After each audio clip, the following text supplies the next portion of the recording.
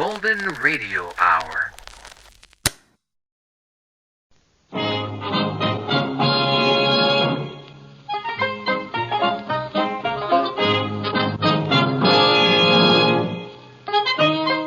In a moment, you'll hear James Stewart as the six-shooter, just one of the many fine programs brought to you Sundays on NBC. Later this evening, listen to the NBC Star Playhouse with one of your favorite stars. Hear Stroke of Fate and the story of what might have happened if fate had reversed historical facts. And be sure to keep tuned for the dramatic story of Last Man Out. It's a wonderful lineup of great programs, all of them heard only on NBC. James Stewart as the six-shooter.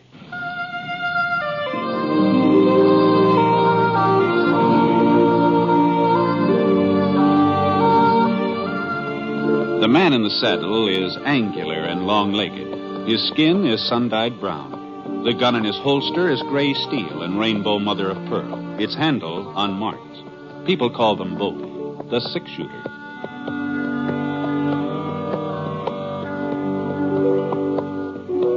The NBC Radio Network presents James Stewart as the six-shooter, a transcribed series of radio dramas based on the life of Britt Ponsett, the Texas plainsman who wandered through the western territories, leaving behind a trail of still-remembered legends.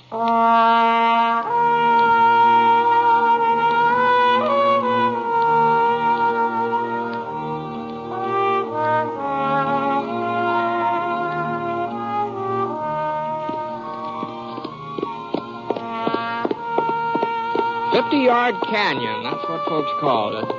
Probably there was another name, more official, written down on a map in the territorial capital, but the people around Smoke Falls, they just called it 50-Yard Canyon. You see, it was only 50 yards wide, someplace even narrower, but it was close to 35 miles long. And riding through it was sort of like riding between two giant slabs of granite, all polished and smooth the way a gravestone's fixed up. Except that these slabs were close to half a mile high. Well, anyway, that's what we were coming into, Scar and me, following the trail east to Smoke Falls. We were just getting on toward daybreak, and the sky was kind of a oatmeal gray, heavy, wet, waiting for the sun to come up to stir some life into it.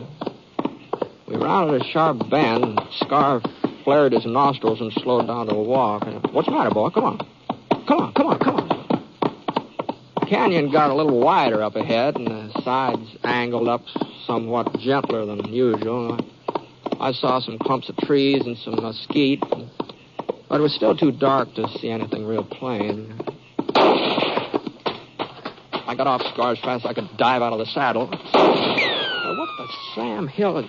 Now, who in the thunder are you shooting at? I ain't particular, mister. Well, I am. I couldn't make him out. He was just a shadow partway up the canyon wall, maybe 30, 40 feet. His gunfire gave me a pretty good notion where to aim. For a couple of minutes, everything was real quiet. I didn't stand to reason that I'd hit him with that shot. I hadn't. I inched my way across the floor of the canyon. I started up the side. The bullet nicked a rock right about a foot left of my face. He knew where I was, all right. But then I had a pretty good notion of his whereabouts, too. Well, a man's entitled to a lucky hit every once in a while, if he wasn't faking that yell. It seemed like there was only one way to find out. All right, drop it. Come on, drop it. Okay. The pistol slid out of his hand. His shirt sleeve was stained pink at the elbow. Twisted around, gave me a squint. Just then the sun swung up over the top of the canyon and spilled over the sides. Why, Art. Hey, Art Hamper. Who'd you think you were? Holy mackerel, Britt. Well, I'll be doggone. You're just about the last person in the world I ever expect to bump into out here. Yeah, well, you sure were expecting to bump into something. Yeah. What's the trouble, Art? Who are you gunning for? Somebody's gunning for me. Huh? Clyde's dead, Britt. Clyde? What? He was shot yesterday morning. Shot in the back. Well, you know who did it? I know who the sheriff says did it. Me. What, he thinks you killed your own brother? Stepbrother. Clyde and me weren't real kin.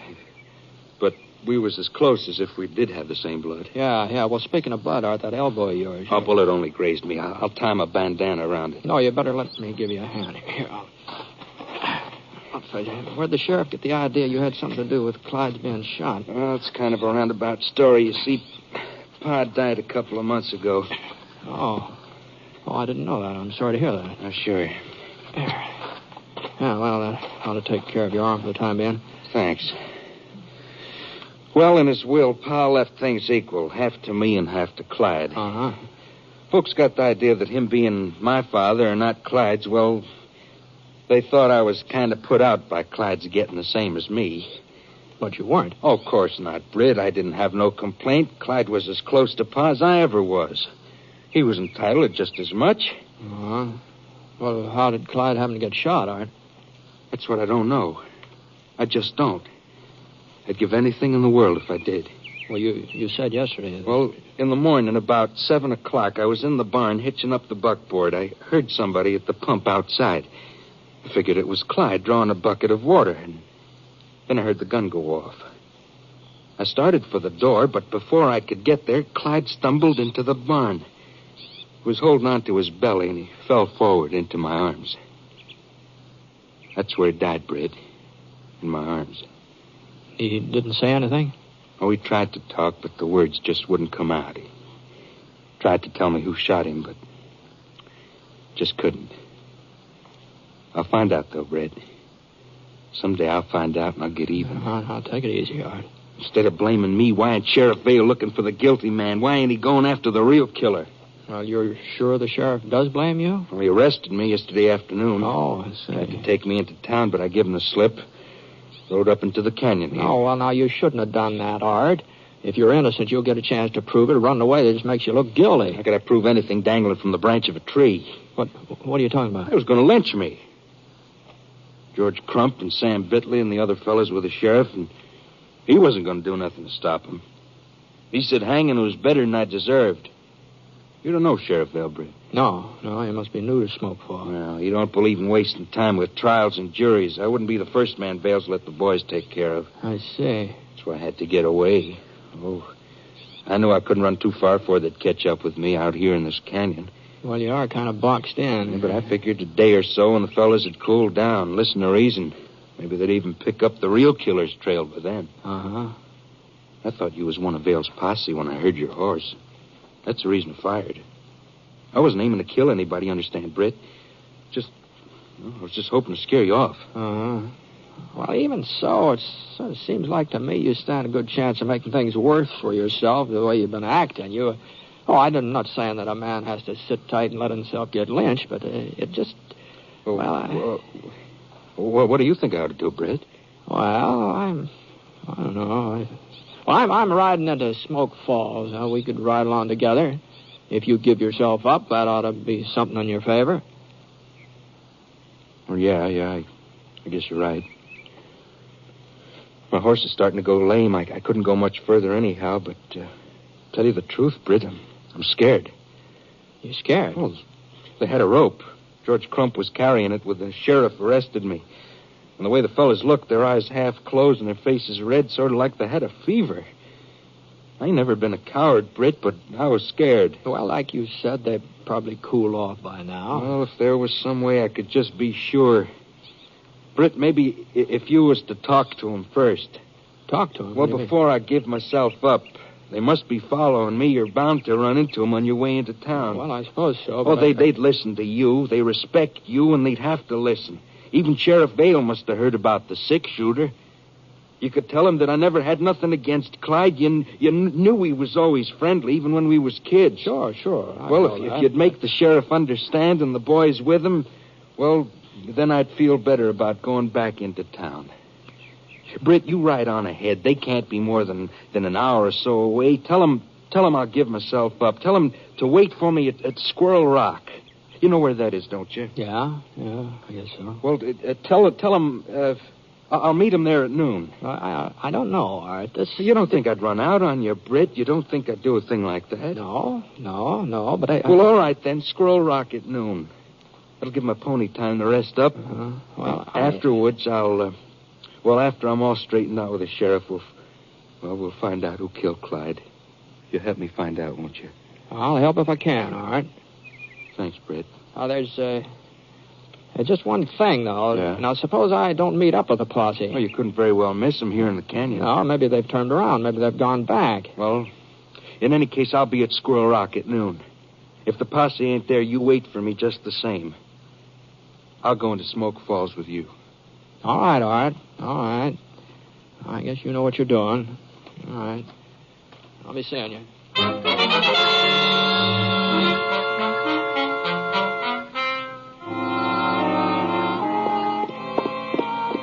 It was about 10 o'clock in the morning when I passed Squirrel Rock. Not much later when I met up with the posse. It wasn't much of a posse, though, just 3 men. Well, on the lead gave his pinto the spur and trot up ahead of the other 2. He's a good-sized man, big bone, solid, with a tangle of red hair and splotches of freckles across his face. And the way he wore his revolvers and rested his hand against the butt of one of them, you could tell who he was, too. Even if you didn't happen to notice the star on his vest. Howdy. Morning.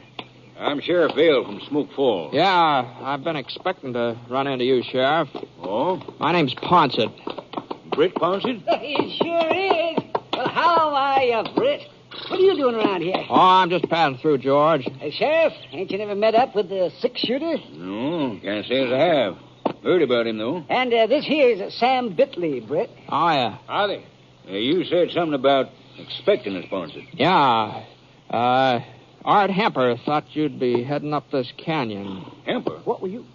You mean you ran into Art, Britt? Early this morning. Oh, doggone it, that's who we're looking for. Yeah, he told me. Well, did he tell you why? Sure. Yeah, his brother was killed yesterday. You wanted for murder. And you knew all that? You just let him go scot-free? Oh, what'd you expect me to do? You could have brought him in, saved us the trouble. Yeah. I'm not a part of your posse, Sheriff. Besides, Art willing to give himself up. Give himself up. He says he didn't have anything to do with Clyde's death. The only reason he ran off is because you were talking about lynching him. Say, Britt, are you gone loco? You didn't actually believe him, Ponset. Well, I've known Art for a good many years, Sheriff. Well, looks like we know him a little better than you do. Yeah, I saw it, Britt. The whole thing with my own eyes. I saw the murder. Now, hold on, George. Now, you didn't see I it. tell you, I saw it. I was riding past the Hemper Ranch, and Clyde and Art were out behind the barn. They didn't notice me. They were too busy arguing and shouting. Then Clyde turned and started to walk towards the house. Well, Art pulled out his gun and shot him in the back. Clyde didn't even have a chance to draw. Well, what, is that the truth, George? As true as anything in this world. Well, I swung around, and I headed into town to get the sheriff. And that's when Art spotted me. He got off a couple of shots, but I was out of range. Well, the story he told me is entirely different. Well, that shouldn't surprise you too much, Ponset. No, I guess not. What happened when you arrested him, Sheriff? Well, we didn't arrest him. No, we didn't. Why do you think we're out here looking for him? I see. But he took off before I could bring the sheriff back. We picked up his trail and followed him into the canyon here. And as for anybody trying to lynch him, well, there'll be no lynch law in Smoke Falls while I'm sheriff. Well, that's good, Sheriff. Yes, sir. And besides, ain't no need in his case. Any jury in the territory will convict him on the evidence. Why, of course. Yeah, well, it sure sounds that way, doesn't it? Well, doggone, I just don't know what to say, Sheriff. Well, you weren't to blame for believing Art. You were a friend of his. Before he changed. You went around to see how mean he's got the last few months. Always picking on Clyde and making life miserable for him. As if it was Clyde's fault the old man left him everything. Everything? Well, sure. Ranch, cattle, the whole shebang. The whole shebang. Yes, sir. I guess Jake Hemper knew Art wasn't any good underneath. Guess that's why he picked Clyde to inherit, even though he wasn't a blood relative. Well, you gotta admit, there's one thing Art's good at. Huh? Lying. The way he fooled Britt Ponset, he must be a pretty convincing liar. Well, you'll have to give him that much. Won't you, Britt? Yeah. Yeah, I'll give him that much.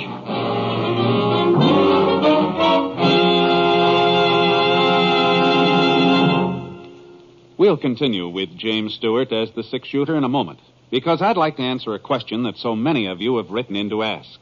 It's about our theme music on the show, and believe me, we like it too. It's called Highland Lament, but I'm sorry to say there's no way for you to obtain it to play in your own home.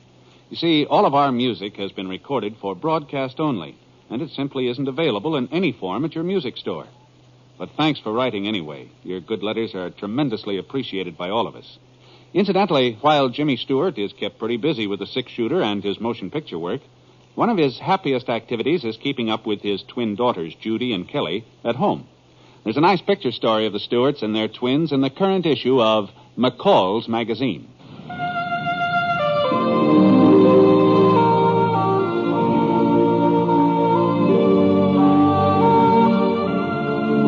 Now, Act Two of The Six-Shooter, starring James Stewart as Britt Ponsett.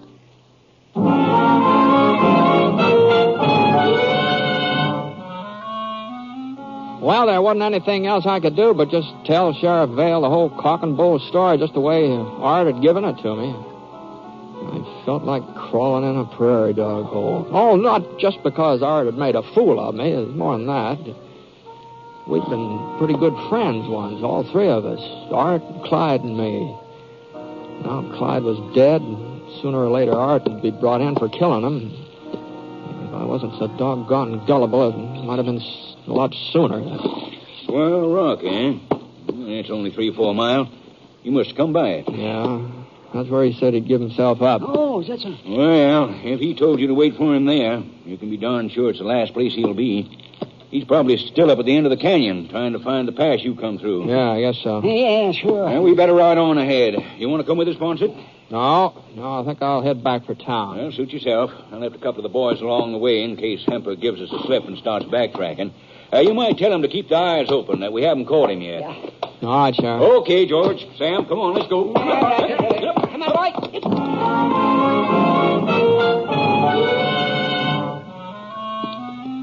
Well, that's what I intended to do. Just head straight for Smoke Falls, but somehow I found myself turning around.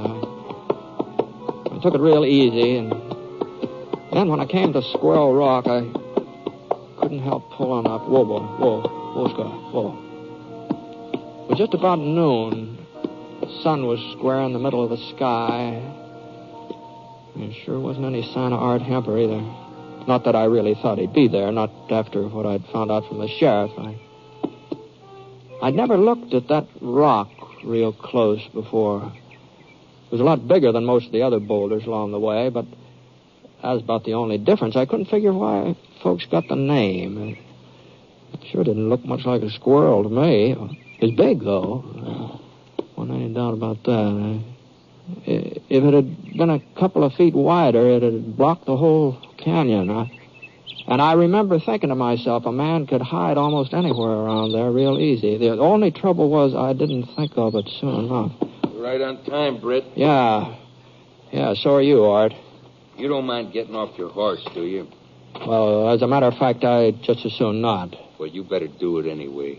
Keep those arms stretched way up high. Uh-huh. All right. Now, you can unbuckle your gun belt, but use only one hand, your left one. Yeah, okay.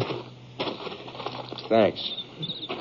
I guess you know I ran into Sheriff Vale. Sure. I told you would. Him and his boys come riding through here just a few minutes ago. Didn't even stop, huh? I must have figured I was up at the end of the canyon hunting the pass you come through. Yeah. Art, George Crump says he saw you shoot Clyde. Did, huh? Well, I didn't pick a very good time for it, did I? You're not going to deny it again, huh? You wouldn't believe me if I did. I already pressed my luck with you once today, Britt. I won't try it twice. Why'd you kill him, Art? It wasn't Clyde's fault your father left him the property. The ranch wasn't the real reason. I guess folks never will believe me, but that wasn't the cause. Well, what was the cause, then? I can't even put it in words. I reckon I hated Clyde. I reckon I always hated him, but I didn't know how much until they read the will, until I found out how Pa really felt towards me. You see, I never had no mother. She died when I was born. No. It wasn't very long after that Pa married again, and I had me a ready-made family. Oh, she wasn't like one of them stepmothers you read about in stories. She always tried to be fair and honest. Maybe that was it. Maybe she tried to be too fair. Yeah, too fair. Well, whenever I did something bad, never said a word to me. She waited till Pa come home and told him about it. I was his son, she said, and she didn't have no right to punish me. It was up to Pa to take down the razor strop and give me a whaling. Not that she was easy on Clyde. She wasn't. She saw to it that he told the line, but he belonged to her. He was her responsibility. He got plenty of whippings, too, but it was her that give it to him.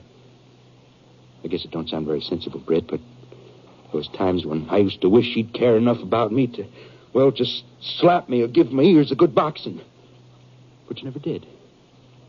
I was Pa's son. Now, you couldn't blame Clyde for the way his mother acted toward you. Oh, I didn't blame him. Not at first. I told myself we were even Stephen. He had a ma and I had a pa. That was fair enough. And whatever happened, I was Art Hemper. Britt, he wasn't even entitled to the same name, not by any rights. Once I asked Pa about that. I asked him why Clyde was calling himself Hemper. Real good tannin. That's the answer I got. Mm-hmm. And that's the way it was. All the time I was growing up, all the time until she died. I was kind of happy when it happened. I thought maybe now it'd be me and Pa again. I thought her being out of the way would sort of push Clyde to one side. Things didn't work out like I figured. Clyde and Pa, they mourned together. They seemed to be closer than before. So I told myself all I had to do was wait. I was Pa's son. Everybody knows when a man dies, it's your son that inherits. All I had to do was to wait. And then it did die. And I found out I'd been living my whole life on lies. I'd convinced myself that when the chips were down, Clyde wouldn't matter anymore. Pa'd realize I was his son, his only son. And then the day they read his will, I knew that I hadn't had a ma and I hadn't had a pa either. Clyde had had them both all the time. So I had to kill him. Maybe if he was dead, things would be different. Art. Just stay where you are, Ponce. Now, listen, Art. Now, listen to me. I think I understand what you're trying to tell me. Some of it, anyhow. And maybe you weren't exactly responsible for what you did to Clyde, but you've got to give yourself up. Give myself up? For the first time in my life, I've got a reason for living. There's nobody standing in my way, not anymore. There's a posse standing in your way. They're past us now. They've gone up the canyon. I can ride out the Smoke Falls Gap without them even knowing it. Sheriff Vale's no fool, Art. He figured you might slip by him. That's why he left some men behind. Well, they won't stop us, Britt. Us? Sure. You're taking me in town. I'm your prisoner. Of course, this gun of yours won't be loaded, but nobody's going to know that. And nobody's going to know I'm holding my own gun just inside my shirt. That nick you give me on the elbow, it's going to come in real handy. All right, Britt. Here's a 6-shooter. Not that it'll be much use to you now.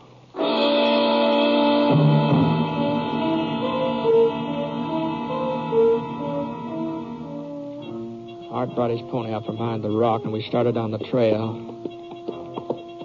In a way, I felt kind of sorry for him. But that didn't justify what he'd done. It didn't justify him getting loose and killing somebody else, maybe.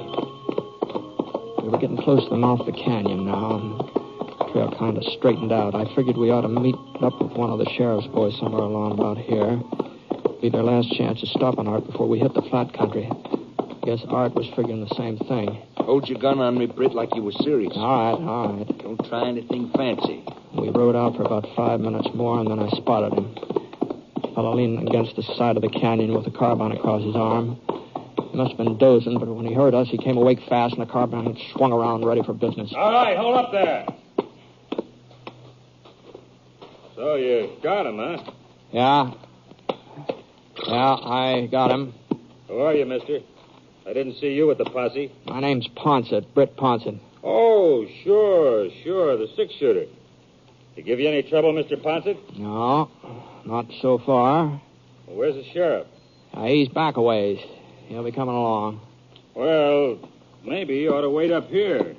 We can all ride into town together. Well, the sheriff said Ponset was to go on ahead. Oh? That's so, Mr. Ponset? Yeah, that's what he said. Well, I guess you can take care of him. You ain't going to need no help. Not with that gun of yours.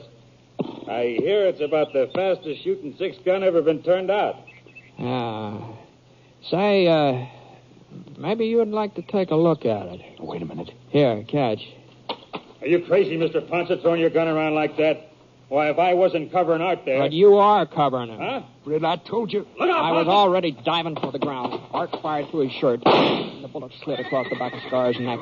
Art didn't get a second chance. The carbine slugs tore into his chest and knocked him off his horse. He just lay there. He was bleeding bad.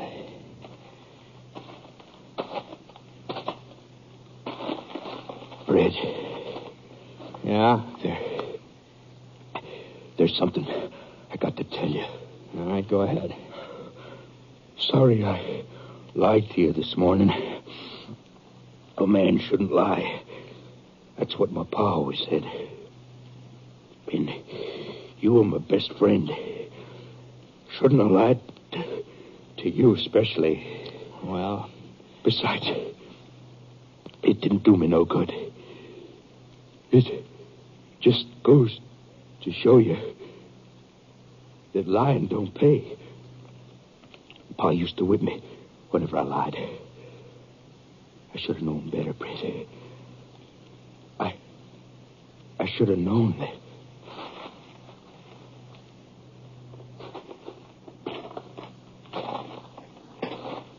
Well, if that don't take the cake. what? Not more than a minute ago, he tried to shoot you down. But now all he said was he was sorry he lied to you. What happens to a man like that, Mr. Ponset? Oh, I don't know. I just don't know.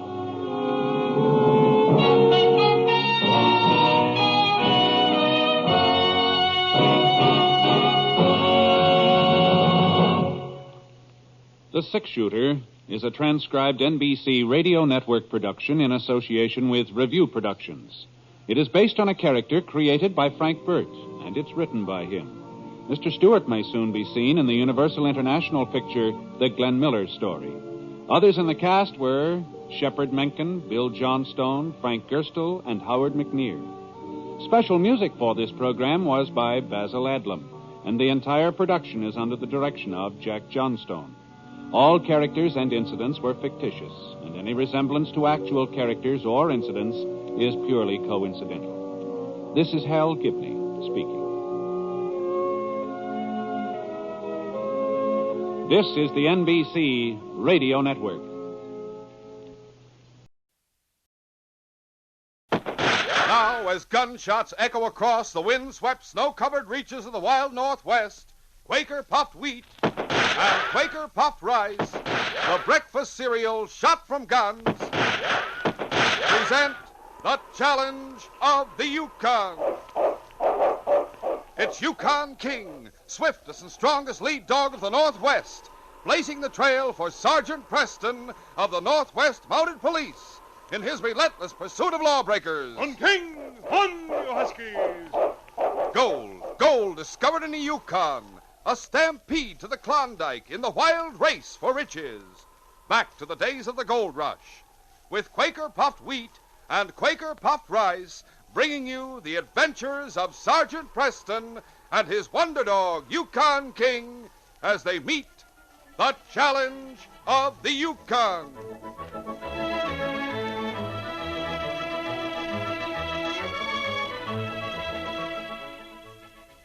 Fellas and girls, picture yourself dog sledding hour after hour on the Yukon Trail, like Sergeant Preston. You'd soon find out that real stamina calls for a nourishing He-Man breakfast. So remember, every time you eat a heaping bowlful of delicious, crisp Quaker puffed wheat or Quaker puffed rice, you get extra food values of restored natural grain amounts of vitamin B1, niacin, and iron. For a nourishing treat, eat Quaker puffed rice and Quaker puffed wheat.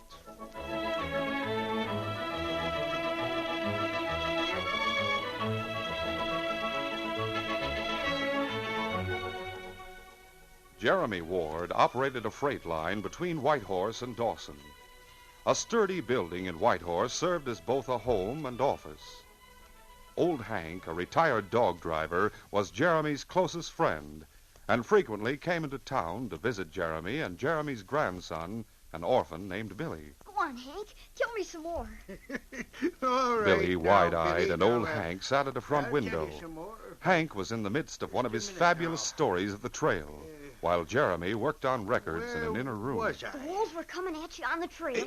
Yes, sir, 10 of them. Well, there I was.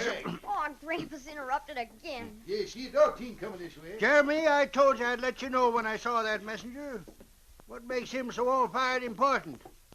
I declare I never saw you so squirmy. Well, Hank, I didn't want to say anything before, but I can tell you now.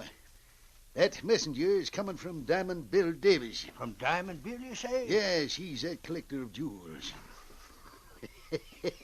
He thinks he's like Diamond Jim Brady.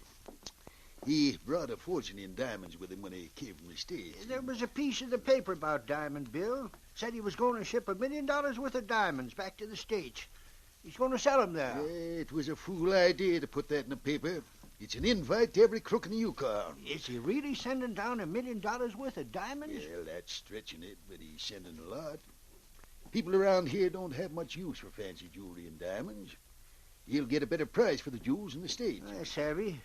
Are you going to handle the shipment? I'm to see that the diamonds get as far as Dawson. After that, it's up to the steamship company. Those diamonds would make a big haul for Crook. And that's why the shipping plans are mighty secret. No one knows how the diamonds are going to be sent to Dawson or when. Not even me. You don't know? Nope. The man I'm expecting from Mr. Davis will bring word about when and how we handle the cargo. Now, you keep watching out that window, Hank. Let me know as soon as you see a man with a dog team. I told you I'd let you know. We're watching, Grandpa. Now go on back to your office and let me get on with the story I was telling Billy. All right, but just keep watching, that's all. I hope he doesn't interrupt us again. Now, where was I at? You were out of ammunition, and the wolves were closing in. Oh, yes, that's right. 20 wolves. 10 wolves. Oh, 10, huh? Well, there I was, with 10 hungry wolves showing their fangs.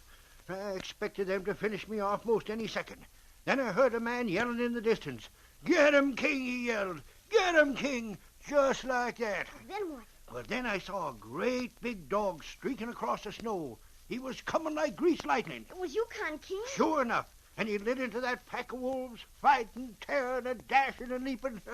I tell you, I never seen the like of it. Then Sergeant Preston with his dog team comes into view. He's coming fast and shooting with the gun in each hand. Then those wolves, they just skedaddled. They got out of there in a hurry. Oh, golly. Oh, Hank, look. Look outside. Huh? There comes a man with a dog team. Maybe that's the messenger Grandpa's waiting for. But sure enough. Jeremy! Jeremy! Here comes the messenger, the man you're waiting for. Good. By golly, I'm glad he's here at last. Hey there. Jeremy Ward around? Yeah, that's my name. Come in here. Come in fast. I'm waiting for you. I have a letter for you. I know what you have. I had a hard time on the trail. I was delayed a little bit. That's all right. You're here at last. You didn't tie your dog. Now, they'll stay where they are. They're all right for a minute or so. Where's that letter? Yeah, get the letter right here, Mr. Ward. Yeah, bring it in my office. Hank, you'd better come along. All right, Jeremy. Mister, do you mind if I go out and look at your dogs? Why, no, go ahead, sir. Billy, if you're going out, see that you pull on your pocket. Oh, yes, sir. Now, let's get back to my office. I'm downright anxious to see what that letter has to say. Well, I figured it was important. The messenger and old Hank followed Jeremy into the office. Billy hurriedly pulled on his parka and then went outside to admire the messenger's dog team. The boy was particularly impressed by a strong, powerful lead dog. He bent and stroked the animal's ears. The 10-year-old boy admired the other dogs and then moved to a position behind the sled. and stood on the runners. Golly, now I feel just like Sergeant Preston. The game of make-believe appealed to Billy. He fancied himself as a brave Mountie who maintained law and order in the Yukon Territory. He whispered, Come on, King. On, King, on, you huskies. Then, growing more bold, he picked up the whip and in a louder voice said, On, King, on, you huskies. The dogs became more alert. The leader turned back and looked inquiringly at Billy as he waved the whip and stood on the runners. Bolder then, the boy raised his voice and shouted as he cracked the whip. On, King, on, you huskies. Golly. Wait. Oh, Jerry, my foot's caught. Wait a minute. Hold on there. The leader of the dogs took off at a fast clip, and the others pulled their weight. Billy tried to jump off the sled, but found that a lacing of his boot had become tangled with the jagged saw teeth of the brake. He was caught. He dropped the whip and clung desperately to the handle so he would not be thrown and dragged. Grandpa, help me. Help me. Stop the dog. His cries brought Jeremy to the door with Hank and the messenger close behind. It's your dog team and your sled. They're running away with Billy. Come back here. Come back. Come back here. Come back, you They can't hear you now. They've gone too far. We've got to get after them. Yeah, but how? We can't travel on foot. We've got to find another team. By the time we get dogs lined up and hitched to a sled, those critters will have Billy halfway to the border. I'll see what I can find. Billy was gripped by a paralyzing fear. The dogs soon left the regular trail and dashed across uneven ground. Billy clung desperately to the back of the pitching, swaying sled, and then his hands became numb. He was thrown off the sled and landed in a thicket by the trail. His head struck the side of a huge rock, and for a time he lay unconscious. He recovered in the shelter of the rock and underbrush, but he was only half conscious when he heard the voices of two men from the opposite side of the massive boulder. Can you open that old man's safe? Jeremy Ward? That's easy. Well, then we've got nothing to worry about. Just open her up and get that letter. Yeah, but Baxter, you're sure Ward will have the letter in his safe? Well, of course he will, Slick. Where else would he keep it? But when Ward finds the letter's gone, he'll think back to the people who worked for him, who knew about his safe, and he'll think of me. I'll be the first one suspected. No, he won't. Besides that, when he finds the letter's gone, he'll know there's a plan afoot to steal the Davis diamonds. Then the shipping plans will be changed. I figured all that out, Slick. Yeah? When you steal a letter, take whatever cash is in the safe. We'll use that to frame someone for the robbery. Let's hear some more. Who do we frame? Why, old Hank. But he's Jeremy Ward's best friend. Yeah, knows all about Ward's business. He probably knows how to open Ward's safe. Oh, I see. Now, Hank lives in a shack between here and town. We'll make a copy of the plans for shipping the diamonds, then we'll hide the letter and the stolen cash in Hank's house. Then what? As soon as we have the stuff planted in Hank's house, we'll find some way to get Hank out of the way, so it'll look like an accident. After he's dead, the constable will go through his possessions. Then they'll find the stolen cash and the letter. You think Ward will believe his old friend turned crook? What else can he believe? He'll figure no one else has seen the shipping plans for the diamonds, so there'll be no reason to change the plans. Oh, Baxter, that's downright smart planning. Once we know how and when the diamonds are to be sent to Dawson... We can figure a way to get them. This will be the biggest jewel robbery the Yukon's ever seen. We'd better start for town now. It'll be dark when we get there. Hey, wait. If anyone sees me in town, they're likely to put two and two together and remember that I worked for Jeremy, that I might know how to open his safe. It won't be hard for you to keep out of sight. We'd stay away from the regular trail. Now, let's get started. Billy's head hurt terribly, but he'd been afraid to stir for fear the men who plotted against his grandpa would discover him on the opposite side of the big rock. He sobbed softly as the two men moved away. Those crooks. Those dirty, scheming crooks. When he tried to stand, Billy felt as though the world were spinning. His head throbbed where he had struck it on the rock. And then he seemed to see a million lights. An instant later, he slumped to the ground, unconscious for a second time. By the time old Hank, Jeremy, and Dave, the messenger, had found a sled and snowshoes to go in search of Billy, snow had begun to fall. This and a high wind soon wiped out the trail. Then darkness came, but the three kept on. In the meantime, Billy regained consciousness on a bunk inside a cabin. He looked up and by the light of an oil lamp saw a man whose face wore a look of anxiety. The man wore a parka that concealed his uniform. Billy didn't know that he was Sergeant Preston. You must be one Oh, of the... take it easy, son. Don't try to talk until you feel stronger. Where am I? In a cabin. I found you in the woods and brought you here. You've been unconscious for a long time. You're one of them. What? I heard you talking. You're planning to rob the safe and kill old Hank. Oh, steady, son. Which one are you, Slick or Baxter? Slick? Baxter? Well, I'm neither one of those men. You are. You must be, or you wouldn't have found me here. Now I suppose you're going to kill me, too. I found you unconscious beside a big rock. Put you on my sled and brought you here. You had a nasty bump on the head. Now tell me, son, what's your name? My name? Oh. Easy. Oh, unconscious again. Boy's badly hurt. Wonder who he is and what he heard. A robbery and a murder. We'll continue our adventure in just a moment.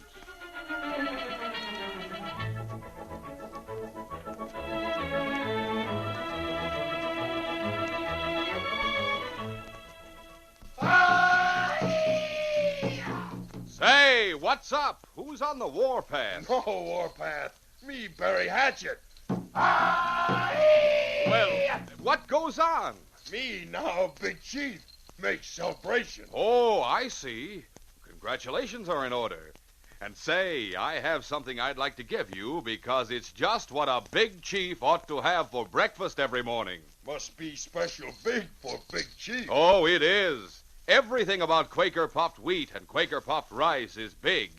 Take a look at the big red and blue packages. Ah, me like colors red and blue. And did you ever see any cereal so deliciously big and crisp as Quaker puffed wheat and Quaker puffed rice? Oh, plenty big. Yes, those choice premium kernels of wheat and rice shot from guns are actually exploded up to 8 times normal size. Big chief, like 'em big. And what a big eating treat, too.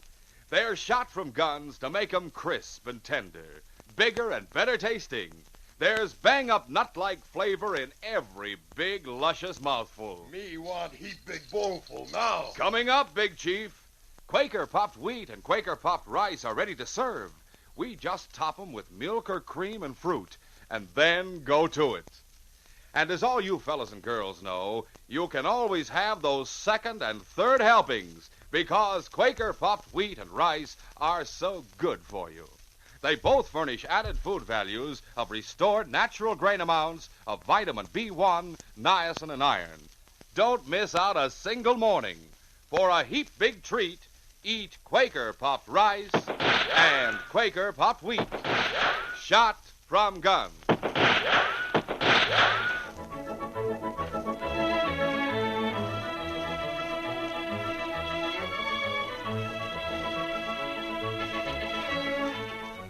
Now to continue. Jeremy Ward was assisted by his old friend Hank and a messenger named Dave in searching for his 10-year-old grandson who had been carried off on a sled by a runaway dog team. The three beat through the wind and snow in the Yukon night, not knowing that Sergeant Preston had found Billy and that at that very moment the boy lay unconscious in old Hank's cabin. Meanwhile, Slick and Baxter crept toward the rear of the building that served Jeremy Ward as a home and an office. There's no lights in there, Slick. Think the old man's going to bed this early? Not unless he changed his way of living. More likely is at one of the cafes down the street. Yeah. Well, here we are. Just like old Ward never locks the door. This is going to be a pushover. Better close the door. The safe is right over here. Keep close to me. I've got a hunk of candle here. I'll light it. If we're not disturbed, we can copy the letter right here. Then take the original and the cash to old Hank's cabin. In the meantime, in old Hank's cabin, Sergeant Preston had become increasingly concerned by the prolonged unconsciousness of Billy. Finally, he opened the door and called. King, come in here, boy. That's it, fella. King, I think we'd better not try to move the boy. He may have a fractured skull. I'm going to write a note, King. You're going to take it into town. I'll tie it to your collar in plain sight, and whoever sees it will take it to the doctor. You'll bring him here, boy. There. Now, hold still, fella. I'll just fasten this to your collar. I hope you know what I'm talking about, King. Town. Understand? Town. All right, boy. Get going, King. To town.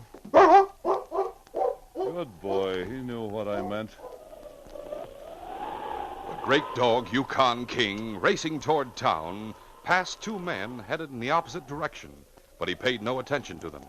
He was intent on carrying out his master's orders. The men were Slick and Baxter. They were on their way to Old Hank's cabin, and they carried a sum of money from Jeremy Ward's safe. Also, a letter they had carefully copied by candlelight. In the dim light, they could see a parka-covered figure and dogs outside the cabin. Yeah, it looks like old Hank's gotten himself a team of dogs. Yeah. Likewise a sled. Yeah, seems to be staking them out for the night. That takes care of one thing I was worried about. Yeah, what's that? I was afraid Hank might have an alibi. It wouldn't do to try to frame him for something that happened this evening if he was spending the time with Jeremy Ward. We needn't worry about that now. There he goes inside. Should we stay back until he puts out the light? Or go and jump him now? I don't hanker to waste any time. We'll go and jump him now. Sergeant Preston had been outside attending to the dogs. Before he removed his parka, he crossed the dimly lit room and bent over the bunk to examine the boy. He found Billy's pulse more regular and his breathing more natural. Then Billy's eyelids fluttered and his lips moved slowly. Sergeant Preston bent low, straining to catch any word the boy might utter. He was so intent that he didn't hear the barely perceptible sound of the door opening. When he noticed a draft of wind, he started to turn. Then the door flew wide and two men leaped across the room. Get him, Slick, right. The barrel of Slick's gun came down on Sergeant Preston's head with stunning force. Yeah, that did it. Hey, Baxter, look. That's not old Hank. Huh? Sure enough. I'll get this parka open. We'll see who it is. And look there. There's a kid on the bunk. You sure this is the right cabin? You sure Hank hasn't moved? Great Scott. Huh? Look. Look what's beneath the parka. A redcoat. Baxter, it's a Mountie. And look who it is. Sergeant Preston. This is a fine kettle of fish. Now what do we do? I'll see if he's alive. I didn't hit him hard enough to kill. Besides, the hood of the parka took up some of the blow. He's alive, all right. Baxter, what's he doing here? And who's that kid on the bunk? How do I know? The point is, the Mountie is here, and we slugged him. How are we going to account for that? I don't know. But we better tie him before he comes to. Yeah, well, there's some rope. I'll cut off a hunk. After that crack I gave him, he'll be out for a long time. But I'll tie his wrists together just the same. Hey, close that door. Right. Now, here's the rope. Leave him face up so we can see if he comes to. Be sure you take his gun. I'll see about the kid on the bunk. What's the matter with him, Baxter? Is he sleeping? Now he's awake and looking at us. Get away from me, you crook. Who is this kid? Do you know Slick? I think he's Ward's grandson. I heard some talk about him before I got fired. His folks died in the States, and he was to come up and live with Jeremy. Is that right, kid? Yes, that's right. And if you think you can get away with robbing my grandfather and murdering old Hank... What's that? I heard you talking about it. I know what you're going to do. What do you mean you heard us talking about it? How could you overhear? I did hear you. I was right behind the rock. You must be mistaken, kid. Maybe you misunderstood something that was said. I'm not mistaken. You want to steal some diamonds, but you had to find out how they were being shipped. You had to get a letter from Grandpa's safe so you'd know where to steal them. Well, you don't say. You were going to steal some money, and you said you'd plant it in Hank's house, so Hank would get the blame. What are you doing here in Hank's house? Is this Hank's? I said, what are you doing here? I don't know how I got here. I guess that man brought me. Sergeant Preston? Oh, golly. Is that Sergeant Preston? Listen, Baxter, we've got no choice. The kid knows too much. I'm going to Get back there in that bunk. Oh. You're not getting up. Oh, this blows all our plans sky high. Did you get that Mountie's hands tied tight? Sure thing. Here's a hunk of rope. You better tie the kid while we decide what we're going to do. That's a good idea. No! You shut up. Sergeant Preston had regained his senses to find that his hands were tied together at the wrists. He had remained limp with his eyes closed, feigning unconsciousness in the hope of learning the reason for the sudden attack. His hopes had been fulfilled when Billy told the outlaws what he knew. Now he struggled at the rope, straining, trying to get his hands free. He raged inwardly at the thought of Billy being roughly handled and tied in his injured condition. His anger added to his strength, but not enough to stretch or break the stout cord. I thought it over, Slick. The Mountie and the kid have got to die. Killing a Mountie is bad business. Preston came here of his own accord. He's the one who lit that candle. The shack is dry enough to burn like tinder. All we've got to do is drop the candle in the box of kindling wood. No, you can't do that. Do you think you can stop us? You'll hang. You'll hang if you do anything like that. We'll take that chance. Put the Mountie on that other bunk, so it looked like he was sleeping when the place caught fire. You take his feet, and I'll take his shoulders. Maybe after the fire is out, there'll be evidence to show that his hands were tied. What'll we do about that? I'll take care of that. As soon as the fire is going, we'll give him an extra rap on the head. Take the rope off his wrist. What about the kid? The same. Come on, get his feet. Yeah.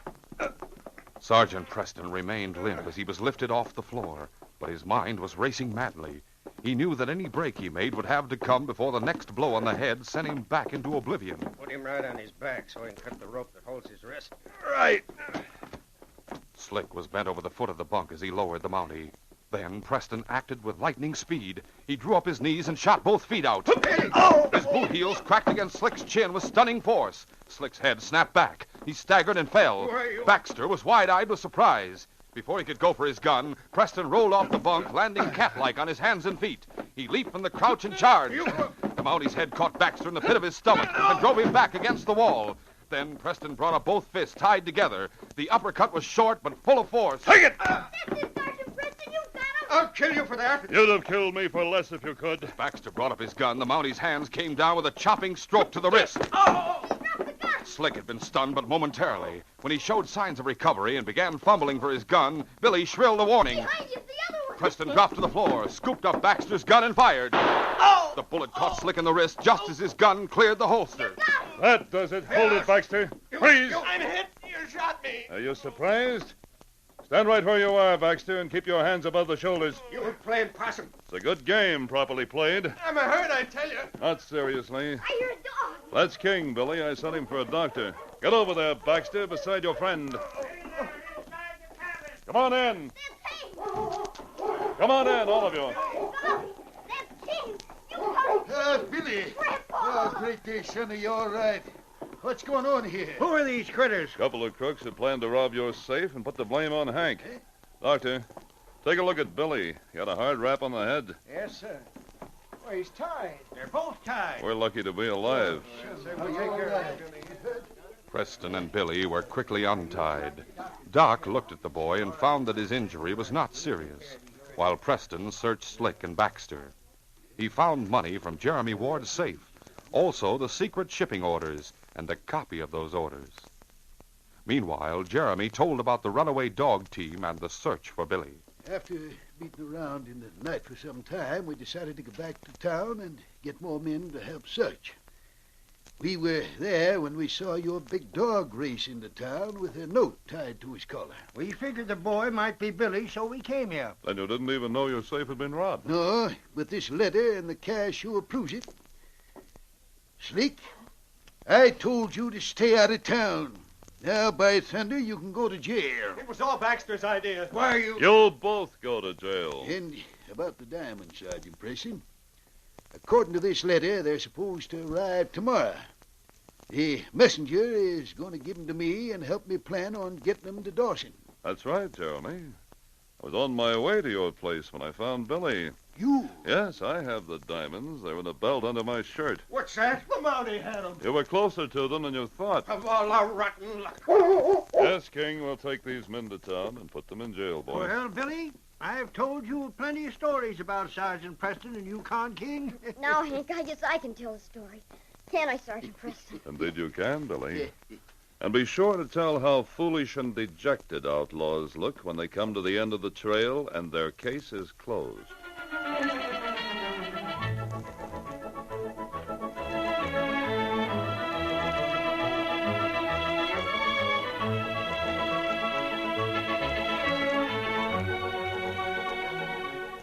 In just a moment, Sergeant Preston will give you a preview of Friday's adventure. Say, fellas and girls, are you building the exciting Yukon Trail at your house? Well, hurry. The Sergeant Preston Yukon Trail cutout models come with 8 different packages of delicious, nourishing Quaker puffed wheat and Quaker puffed rice.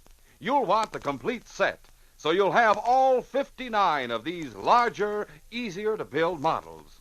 Just go to your grocer's. There's no waiting, no box stops, no coupons. It's thrilling to have models of the very places that you hear about in these danger-packed adventures of Sergeant Preston and King. You get models of the Northwest Mounted Police Headquarters, a lumber camp, mining camp, the White Horse Hotel, General Store, and jail.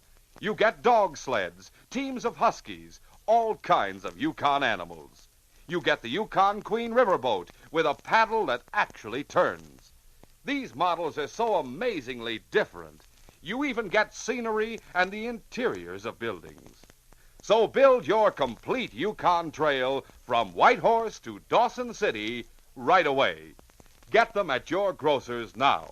They come only with the big red and blue packages of delicious, nourishing Quaker puffed wheat and Quaker puffed rice. Yes, the original, crisp, fresh, shot-from-gun cereal that is never sold in bags or bulk. Listen Friday when Sergeant Preston and Yukon King meet the challenge of the Yukon in the case of the man who fled. A fugitive from justice who had come to the Yukon under a false identity. A sinister blackmailer who met a well-deserved fate, and a name scrawled on the wall. Those were the clues I had to work with. They led me to the solution of the murder case, but when I found the guilty party, I also found myself facing a loaded six-gun. Be sure to hear this exciting adventure Friday. These radio dramas, a feature of the Challenge of the Yukon Incorporated, are created by George W. Trendle, produced by Trendle Campbell Enterprises, and directed by Fred Flowerday. Today's adventure was written by Fran Stryker. The part of Sergeant Preston is played by Paul Sutton. They are brought to you every Monday, Wednesday, and Friday at this same time by Quaker Puffed Wheat and Quaker Puffed Rice, the breakfast cereal shot from guns.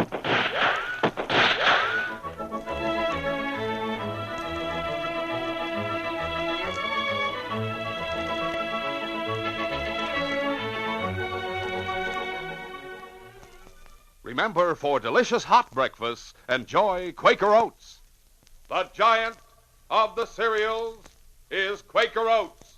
Delicious, nutritious, makes you feel ambitious. The giant of the cereals is Quaker Oats. And here's why Quaker Oats is called the giant of the cereals.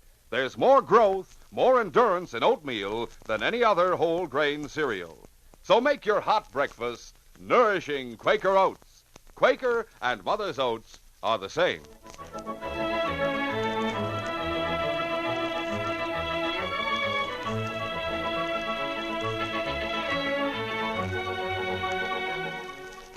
This is J. Michael wishing you goodbye, good luck, and good health from Quaker Puffed Wheat and Quaker Puffed Rice. So long. This is ABC, the American Broadcasting Company.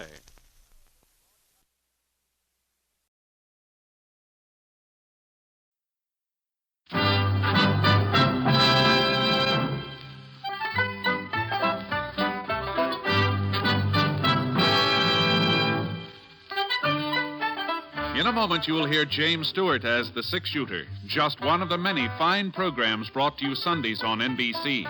Later this evening, listen to the NBC Star Playhouse with one of your favorite stars. Here, Meet the Press, America's #1 news-making program, and be sure to keep tuned for the dramatic story of communism in America on Last Man Out.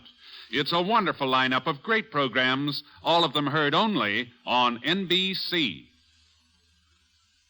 James Stewart as the six-shooter.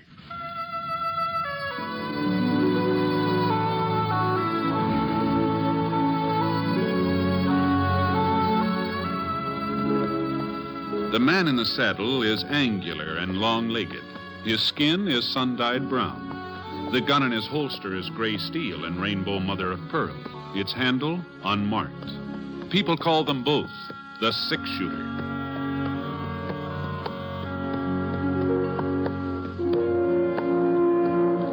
The NBC Radio Network presents James Stewart as The Six-Shooter, a transcribed series of radio dramas based on the life of Britt Ponsett, the Texas plainsman who wandered through the Western Territories, leaving behind a trail of still-remembered legends.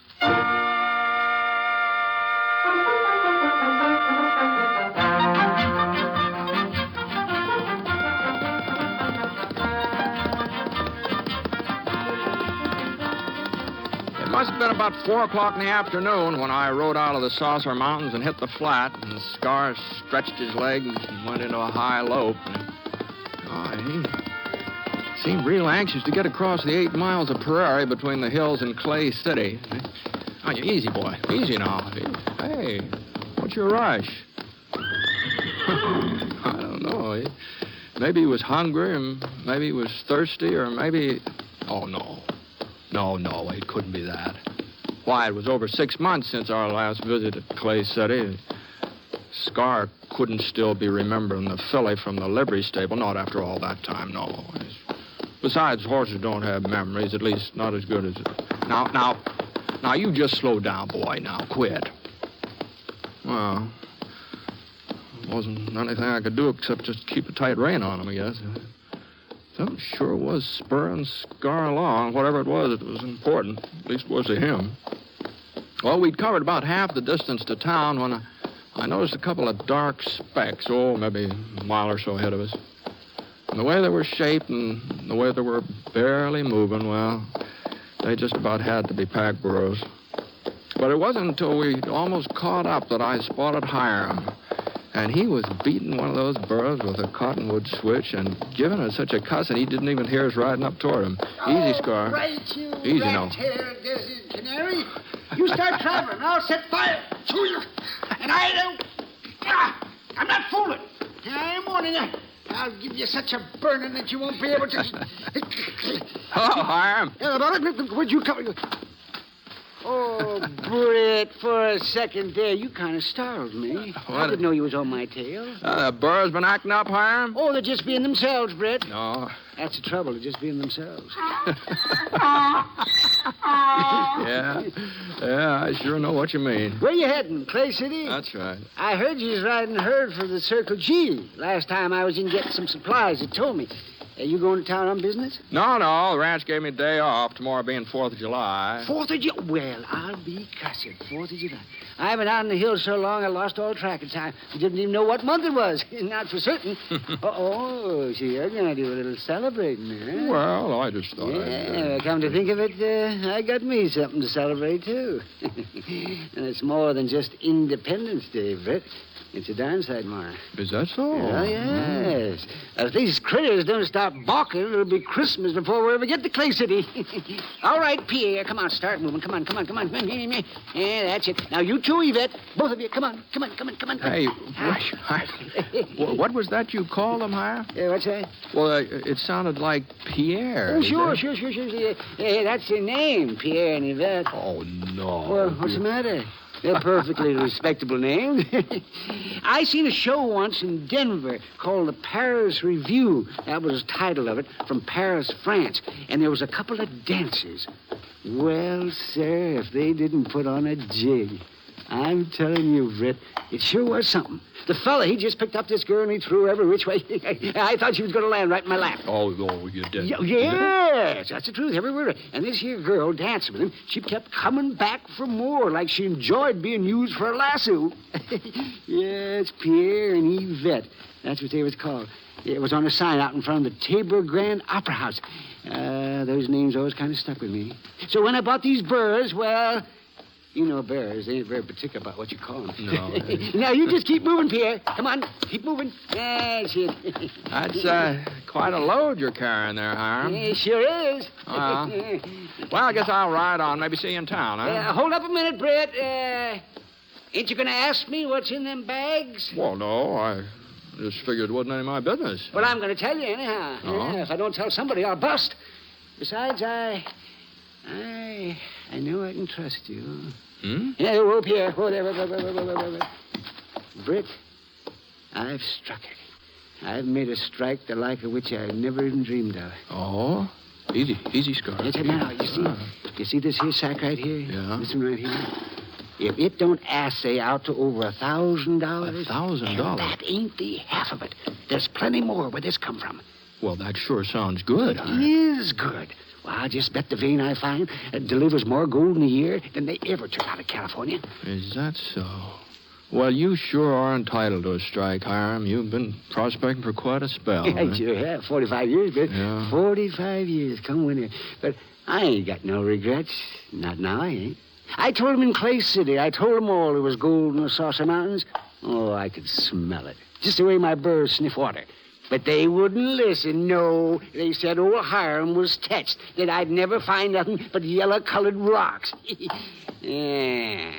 They'll start singing a different song now. Oh, you're sure it's gold you found? Oh, you think I don't know it when I see it? You mark my words. Old Hiram has turned up the real thing. Of course, you mustn't let the news out. Oh.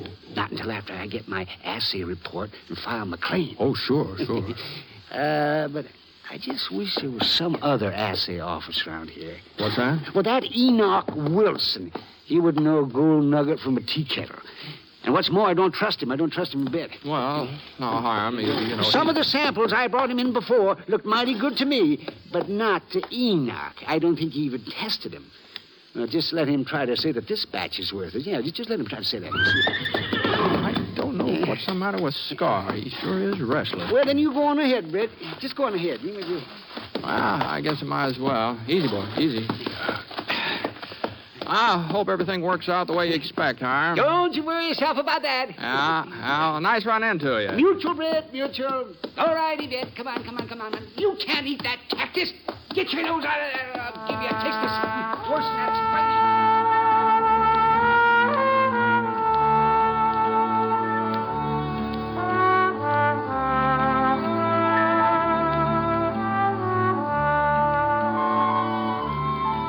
The sun was just going down when we got to Clay City.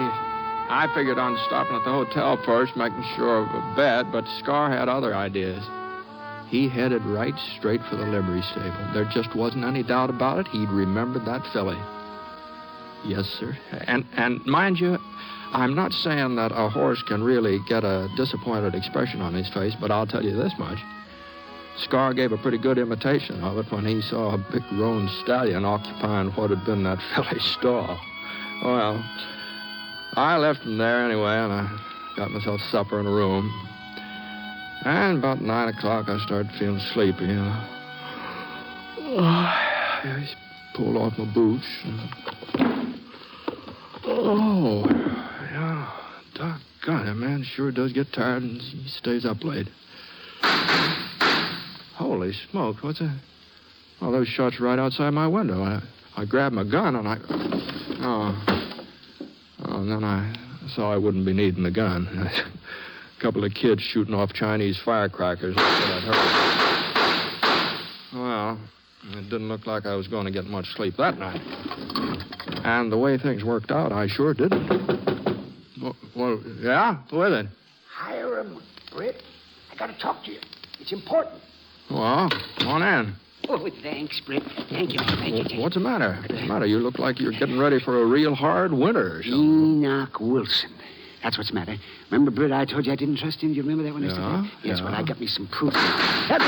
What's in carnation? No, it's just some firecrackers, Hiram. And Enoch, he says you haven't found gold. No. He ain't said nothing one way or the other. But by the time I got the Burrs into town tonight, it was almost 7 o'clock. Enoch was just closing up the assay office. Uh-huh. Well, I give him them sacks of gold, you see, and I said I wanted a report as soon as possible. And you know what he told me? Oh, I can't say as I do, no. Friday. He says I couldn't have no word before late Friday.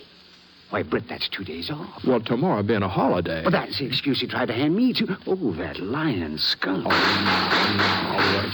You know, the 4th of July is a pretty important occasion. Well, that don't give him the right to tell me a whole pack of lies, does it? No. Well, no, of course it doesn't. No. Anyhow, I had to leave my gold with him. I didn't have no choice. So I got me a bowl of Irish beef stew over at the O'Brien's Cafe, and then I went back to see about the Burros. And that's when I noticed the light in Enoch's office. Oh? Yeah, so naturally, I was kind of suspicious, so I snuck up and I peeked through the window. You know what I saw, Britt? I haven't the faintest idea. He was sitting at the desk, Enoch himself, getting ready to do some assaying. And if those weren't my 3 sacks of gold in front of him, I'll trade you a whole hog for a slice of bacon. That's what I'll do. Well, supposing Enoch was testing your ore, that doesn't prove anything. Don't Hiram. you see, Britt? He's fixing to take my ore for himself. And once he makes up his mind how valuable it is, he'll do a little substituting. And I'll wind up with 3 bags of rocks when I come in to see him on Friday. Oh, now. Probably aims to find out where I got it, too. Oh, yes. File the claim himself. No, now that doesn't sound very Then likely. why did he say it'd be Friday before he'd know anything? Why did he tell me that if he was planning to work tonight? Well, if you're so upset about it, you should have just come right straight out and asked him. I'm going to ask you, Britt. That's just what I'm going to do. I'm going to ask him. But I want you there when I confront him. Me? Enoch's already lied to me once today, but if you're with me, if he sees you're my friend, yeah, maybe he'll think twice before he tries anything funny. Huh? Maybe I'll get a decent assay for a change. Well, I'm afraid I don't understand where I come in this Enoch thing. knows you, don't he? Knows that you're the 6-shooter? Well, we've met up a couple of times. Yes, well, come on then, but let's get over there while we can catch him Well, red-handed. wait a minute. Now, hold on. Britt, Hiram. you know how much this strike means to me. You ain't going to let anybody swindle me out of it. No. Well, then hurry up. We ain't got all night. All right. Just give me a chance to tuck in my shirt tail.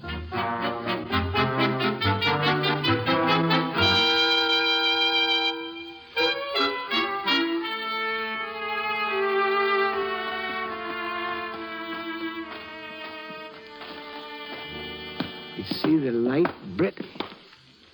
He's still here. Now, you just remember one thing, Hiram. This wasn't my idea. Sure, remember sure. I remember that. Who is it? What do you want? Hiram Garver. That's who it is. And Britt Ponce, it's with me, too. So you better get this door open. Now, Hiram, you just remember. Howdy, Brett. What's the trouble? Well, I There came you are, over Britt. here with... There you are. There. You see right there? See? Them are my sacks. Of course they're your sacks, Hiram. You see, he ain't denied it, either. Hiram, are you going loco or something? I'll do the asking, Enoch. You'll do the answering from now on. And you better not lie in front of Britt Ponce either. Huh? I thought you said you wasn't going to be able to assay this ore before Friday. What if I did? It appears like you changed your mind, don't it? Well, Britt wants to know the reason. Well, it was just that you were kind of anxious, that's all. And your stuff did look a little more promising than usual. What'd I tell you, Britt? Yeah, what'd I tell you? Yeah, he knew it was good.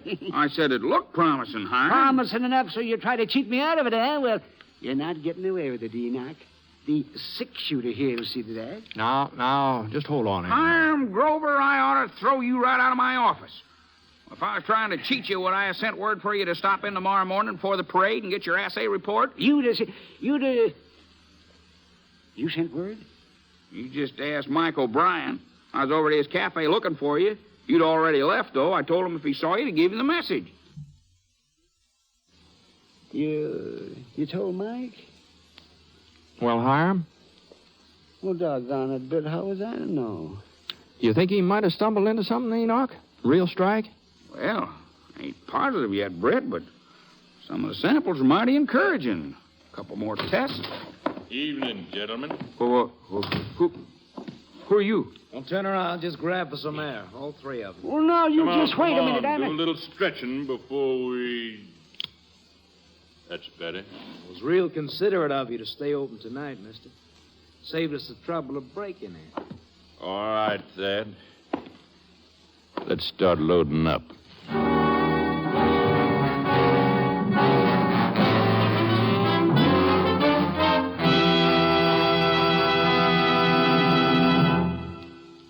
We'll return to James Stewart as the 6-shooter in just a moment. Our religious institutions are strongholds of the American way of life. Our country was founded by men who had faith in God and who were willing to endure hardship and sacrifice for the sake of that faith. Today, the religious institutions in your community need your interest and support, so take an active part in religious affairs. Your pastor, rabbi, or priest will give you invaluable family counsel and aid if you are a newcomer to the community. To face the problems of the future, America must be morally strong. And that moral strength comes through worship and faith. Go to church this week and take someone with you.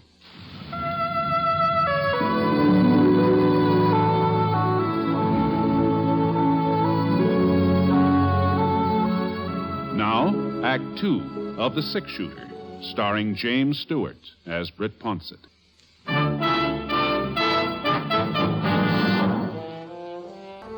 There were two of them, young fellas, both wearing Levi's and leather jackets, both carrying .45s. They're about the same build, same coloring, look enough like to be brothers. They hadn't bothered covering their faces. That meant that they weren't worrying about being recognized. Probably didn't come from Clay City. The tall one gave most of the orders. Who's running this office? Will somebody speak up? I do the assaying. That's more like it. And you'd be the fellow who'd know how to open this safe. Well, there ain't really nothing worth... Cut out the stalling, mister. Get over here. Move. Okay. Enoch saw he didn't have much choice. So he bent down in front of the cast iron safe. He started fiddling with the dial. The other outlaw, the short one, he was standing beside the desk. He reached out his free hand. He picked up one of Hiram's ore sacks. I hear something, Len. Feels pretty heavy, too. You let that alone, mister. All right, take it easy. That there ore belongs to me. You ain't got no right to it. Guess you don't hear so good. I told you to take it easy. You think you can bully me just because you're holding a .45? No, Hiram. Yeah, you've got another thing coming, young fella. I spent most of my life hunting that gold, and you ain't gonna walk in here and swipe it. You just let it be, or The next thing I knew, Hiram gave a leap forward. I tried to stop him, but it was too late. For a second, he just kept on moving. A step or two. Then his legs buckled, and he grabbed the edge of the desk. But his fingers couldn't hold the grip. Both the outlaws were staring at Hiram. They weren't watching me. Get down, Enoch. My bullet hit the short one in the arm. The gun flew halfway across the office. And the other one spun around and knocked over the kerosene lamp. I got off a second shot.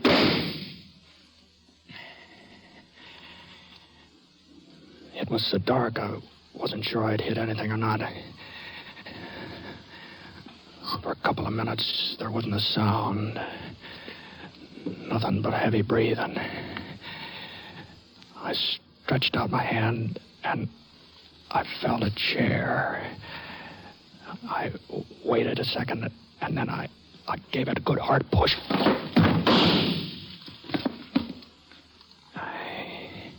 He sure had good ears. The bullet splintered into the chair before it even toppled over. But the flash of his gun showed me where he was. Crouched right behind the safe, out of range. I edged over to the right. If I could just get past the window without him seeing me. I made a dodge and fired. Enoch lit up another lamp. The boy that was shot in the arm, he hadn't passed out. He was just lying there, staring at me. Looking even younger than he had when he first came into the office. The other fella, he'd taken the bullet in the shoulder, and he was bleeding pretty bad. But Hiram, he was worse off than either of them. He was flat on his back, gasping for breath. There was a big red splotch on his chest, and his mouth was covered with sort of a pink foam, like... It's a good thing Doc Nibble's house was in the next block.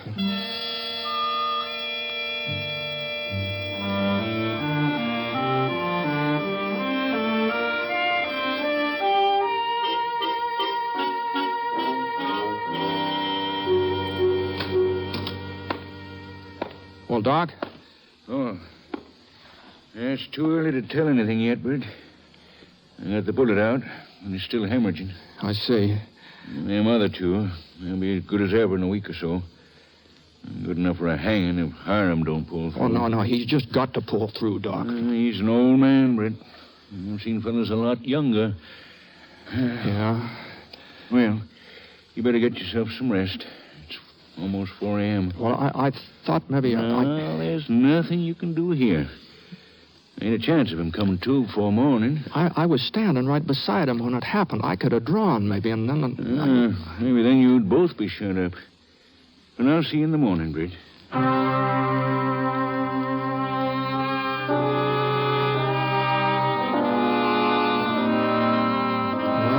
went back to the hotel, but I just couldn't sleep. About 6:30, I gave up trying. I figured it was too soon to find out how Hiram was doing, so Went for a little walk around town. I wasn't very hungry, but as long as Mike's Cafe was open, I thought I just might as well stop in for a cup of coffee. And I was just going through the door when Enoch Wilson came up running. And... Brett. Yeah. Good morning, Enoch. I was hoping I'd run into you. Stopped by the hotel, but they said you was out. Yeah, I was sort of looking the town over. I just left Hiram. Oh, well, he's not... No. It sure don't look good. Oh? Doc Nibble says he's got a good, strong constitution for a man his age. He'd have a pretty fair chance. But Hiram just don't seem to have any fight left in him. He ain't even trying to live. Well, has he come to? Yeah, about an hour ago. I happened to be there. You see, I went back to the office after that gunfight last night and finished up Hiram's assay. Oh? Well, I thought maybe if it turned out to be something good, well, I wanted Hiram to know about it before he... Oh, yeah. Well, that was mighty thoughtful of you, Enoch. Yeah, and it is good, Britt. A real strike. Well, didn't you tell Hiram? Oh, sure. But it didn't seem to make no difference to him. He just nodded and sort of dozed off like he didn't even care. Is that so? Doc don't understand it neither. You'd think, if anything, it'd make him want to live. Knowing he'd found gold sure turned the trick. Yeah, you sure would. Maybe he figures I'm lying to him because he's so bad off. Uh-huh. Well, I guess it could be that. Yeah. So we thought, Doc and me, we thought, maybe if he was to hear it from you, well... Oh, sure, Enoch. I'll go right over there, sure.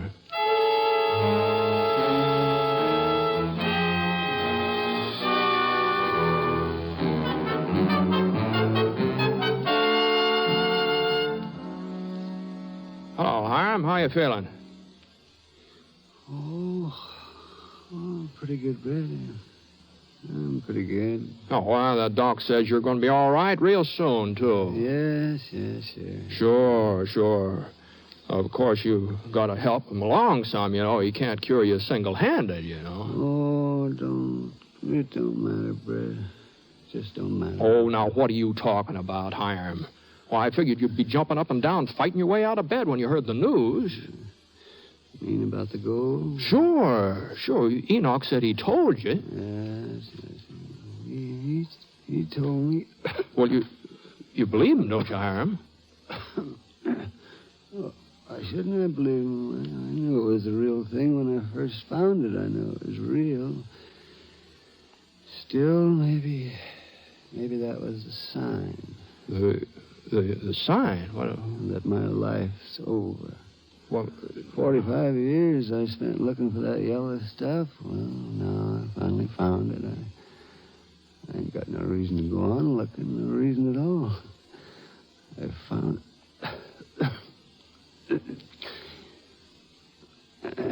I'm awful tired, Beretta. I'm awful tired. Well, you're going to be a rich man, Hiram. Well, I wasn't hunting gold because it's making me rich, Brett. Or maybe when I was younger that was the reason. But lately, these past few years, I just wanted to prove to folks that I knew what I was talking about. So that I wasn't catched like they thought. No, of course you are. Those ore samples prove it, Brett, so it ain't going to be too hard to die. Ain't going to be hard at all. I've done what I set out to do, so I reckon I'm luckier than most men. Well, that's one way of looking at it, I guess. Yeah, it just goes to show you things work out for the best, Britt. For the best. Yeah. Well, maybe Enoch did the right thing after all, so... What's that? Oh, nothing, Hiram, nothing. No, you better get some rest, too. You started to say something about Enoch. Did I? Yes, finish it up, Britt. What was that you were going to say? What I was going to say? Well, no, you're a pretty sick man, Hiram. I wouldn't want to get you all upset. Upset? What are you driving at, Britt? Well, you're weak and feeble, and it wasn't my idea, of course. Well, you don't mean that Enoch was lying to me, that ore wasn't full of gold? Now, I didn't say that. I know Enoch Wilson couldn't be trusted, so it ain't true about my strike. Now, so they figured I was going to die, and then they'd all have the laugh on me. Well, I ain't going to be that obliging. I'll get well if it kills me. And I'll find gold, too, right out there in those mountains where I always said I'd find it. Oh, they think they're going to soft-soap me into kicking the bucket, don't they? Oh, they do. Well, Britt, you just tell them different. I'd be glad to, Hiram. I sure would be glad to.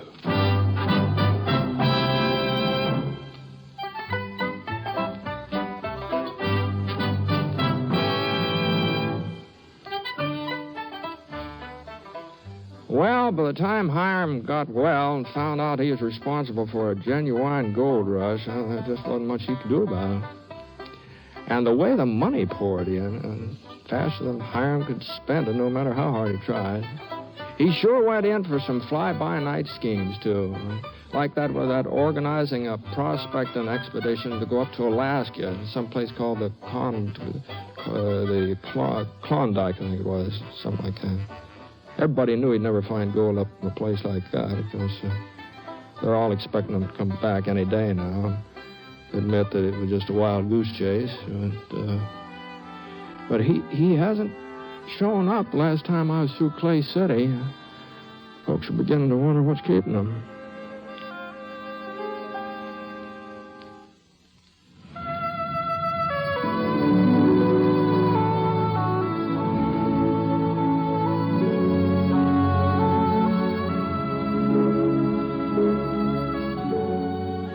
The Six Shooter is a transcribed NBC Radio Network production in association with Review Productions. It is based on a character created by Frank Burt and is written by him.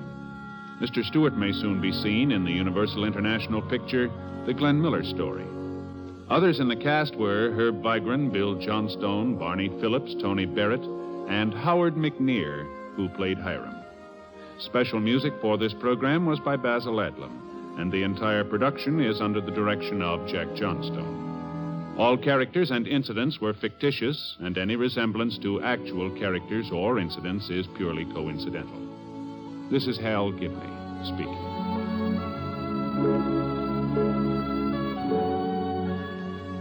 This is the NBC Radio Network.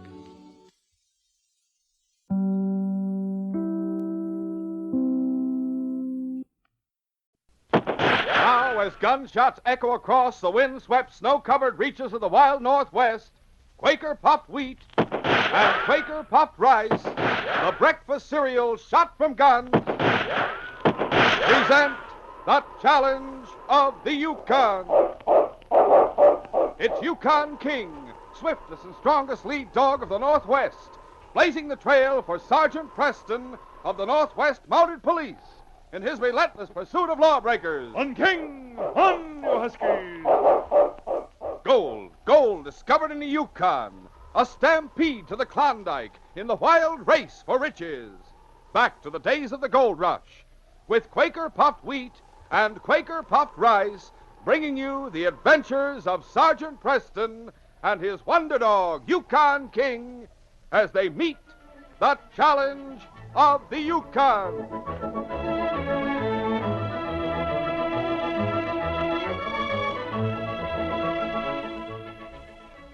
Up, exploded up to 8 times normal size. Yes, that's what happens to Quaker Puffed Wheat and Quaker Puffed Rice, because they're shot from guns. That's why these choice, flavor-rich premium grains are so crisp and tender. They're shot through and through with swell nut-like flavor, too. Just pour out a bowlful and add some fruit and milk or cream. And yummy, you're back for more. For a deluxe treat, eat Quaker Puffed Rice and Quaker Puffed Wheat.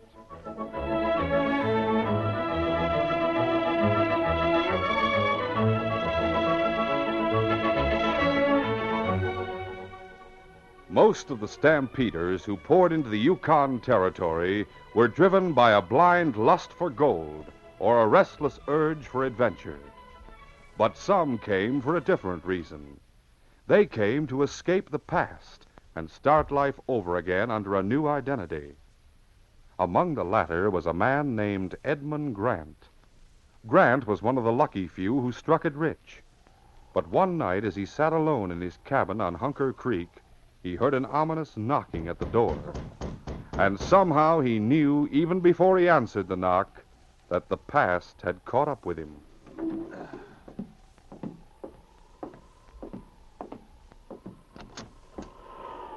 Oh, hello, Grant. Or should I say Gary? I guess that's the name you're going under now, isn't it? How did you trace me up here? You don't expect me to discuss the matter while I'm standing out here in the cold, do you? All right. Come on in. That's better. I suppose you're not going to offer me a chair, so I won't wait for an invitation. How did you find me? I don't think we need to go into that. Point is, I did find you. What's more, I've discovered that you've made out pretty well for yourself. From what I've been able to find out, you've taken more than $100,000 worth of gold dust out of the ground. So? So, naturally, I want my share. I could be a hog and take everything you've got. But I'm a reasonable man. So I'll content myself with a modest $25,000. You filthy blackmailing skunk. Now, let's not deal in personalities. Calling me names won't solve your problem. You're right. Maybe there's a better way. Don't come any closer, Grant. I wasn't foolish enough to come here unarmed. It's a good thing for you. You should learn to control your temper, my friend. That's what got you into trouble in the first place. Now, suppose we work it out like this. You go into Dawson tomorrow, draw $25,000 out of the bank, and then meet me at my hotel at 12 o'clock. I'm staying at the Royal Albert in room 319. Maybe I'll be there and maybe I won't. I'll have to think it over. All right. You think it over as much as you like. If you're not there, you know what the consequences will be. Edmund Grant had confided the secret of his past to only one man, and that was his partner, Hal Bishop. Hal had gone to Dawson on the evening that Latrobe paid his visit to their cabin. Soon after the blackmailer left, Hal returned from town. Hi, Ed. Oh, Hal. Say, you should have come into town with me tonight. I went to the Monte Carlo and... Oh, say, what's the matter with you? You look as though you just got measured for a casket. Maybe you're not so far wrong at that. What are you talking about? Hal, a long time ago you asked me how I ever happened to come up here to the Yukon. Yeah, I remember that. Well, I told you the truth because you're my best friend. I knew I could trust you. I told you I killed a man named Karnak back in Chicago. I also told you a fellow named Latrobe was blackmailing me. Yeah, I know. You said you came up here to get away from him. Well, he's found me. What's that? You mean Latrobe He was here tonight. He wants $25,000. Holy smoke. What are you going to do? Haven't decided yet. Well, don't pay the dirty skunk. Don't worry, I'm not going to start that all over again. I've learned my lesson. The question is, what am I going to do? Listen, Ed, I'll tell you what. Draw your money out of the bank and clear out of the Yukon. Leave Marion? Well, yes, for the time being. You can hightail it down to Skagway, get on a ship. Latrobe will never be able to trace you. No, Hal, that's not the answer. Well, then what is? I don't know what to think. But if I feel tomorrow morning like I feel right now, I'm going to the Mounties and confess. By morning, Edmund Grant's mind was made up. He told his partner that he had definitely decided to turn himself in to the Northwest Mounted Police. Hal waited for a short time after his partner left the cabin and started out for Dawson. And then he hitched up his own team and headed in the same direction. When he arrived in town, he went straight to the Royal Albert Hotel and knocked on the door of room 319. Yeah? Oh, it's you, Bishop. Hello, Latrobe. Come on in. You shouldn't have come here. Grant may show up any minute. He's not going to show up. What's that? I said he's not going to show up. He's going to the Mounties. To the Mounties? Of all the rotten luck. It's mighty bad luck for you, Latrobe. What are you talking about? He can't prove I was blackmailing him. He won't have to. I've got other plans. Now, listen, Bishop. If you're getting panicky all of a sudden, don't go thinking you can squeal to the cops and save your own neck. You're in this just as deep as me and Karnak are. You think so? I know so. It was you that wrote and told me Grant was hiding out up here in the Yukon. And Karnak can testify that you met us after we arrived in Dawson and made a deal with us. You were going to get a cut of the blackmail money. Sorry, Latrobe.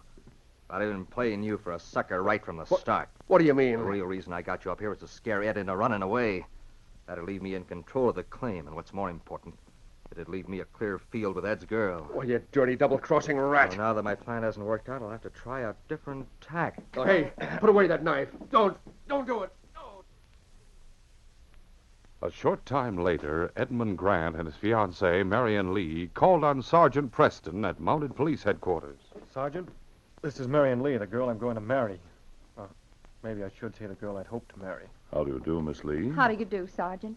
I asked Ed to let me come along because what he's going to tell you is important to both of us. I see. Sit down, please. Oh, thanks. What is it you want to tell me, Ed? Sergeant, I've come to make a confession. A confession? Of what? Of murder. You see, I killed a man back in Chicago 2 years ago. A man named Sam Karnak. How'd it happen? Well, it all started one night in a cafe. Karnak insulted me and I knocked him down. The next day, he sent me a message asking me to meet him that evening so we could talk things over. He said if I didn't show up, he was going to sue me for assault. You kept the appointment? Yes, but instead of talking things over, Karnak pulled a gun on me. I grappled with him and the gun went off. Anyone hear the shot? Yes, a fellow named Frank Latrobe heard it. Just happened he was coming to call on Karnak at that particular moment. Oh, he heard the shot and came bursting in. Did he call the police? Oh, he threatened to at first, but, well, then he changed his mind. He said if I paid him $5,000, he'd dispose of Karnak's body and keep his own mouth shut. I suppose you agreed. Yes. Well, you can guess what happened after that. Latrobe kept on blackmailing me, and finally I got desperate. I decided the only way out was to disappear. So I came up here to the Yukon and assumed the name of Ed Gary. My real name is Ed Grant. Well, Ed, I don't want to raise any false hopes, but has it occurred to you that you might have been tricked? What do you mean? Did you ever read in the paper that Karnak's body had been found? Well, no, but I assumed that was because Latrobe had buried it somewhere. Or anyway, he'd done a good job of getting rid of it. Making a man think he's murdered someone and then blackmailing him for it. It's one of the oldest confidence games in the book. Oh, Ed, maybe the sergeant's right. Holy mackerel. I never even thought of that. Mind you, I don't say that's what did happen, but it might have been a frame-up from what you've told me. You mean Karnak got me to his place that night, just on purpose to stage a fake murder scene? It's possible. Karnak pulls the gun loaded with blanks, maneuvers you into taking it away from him and shooting him. Then Latrobe rushes in just in time to catch you red-handed. Certainly has all the earmarks of a put-up job. Ed, it all sounds so logical the way the sergeant just explained it. I'm sure that's what happened. What made you come here and confess all of a sudden, Ed? Oh, Latrobe finally caught up with me. You mean he's here in the territory? He's right here in Dawson at the Royal Albert Hotel. He showed up at my cabin last night and demanded $25,000. I was supposed to pay him by noon today. In that case, we'll set a trap for him. You can pay him in marked money, and I'll arrest him as soon as he accepts it. Oh, what a pleasure that'll be. Come in. Sergeant, What is it, Constable? there's just been a murder over at the Royal Albert Hotel. Who was killed? A man named Frank Latrobe. Frank Latrobe? Ed, you better come along with me to identify him. Miss Lee, I'm afraid you'll have to excuse us for the time being. A short time later, Sergeant Preston arrived at the hotel, accompanied by Ed Grant and a police surgeon.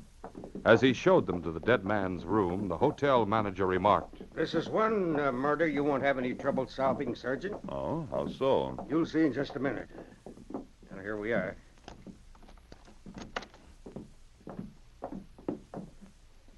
Sergeant, look. He wrote the murderer's name on the wall just before he died. Yes, and the name he wrote is Edmund Grant. We'll continue our adventure in just a moment.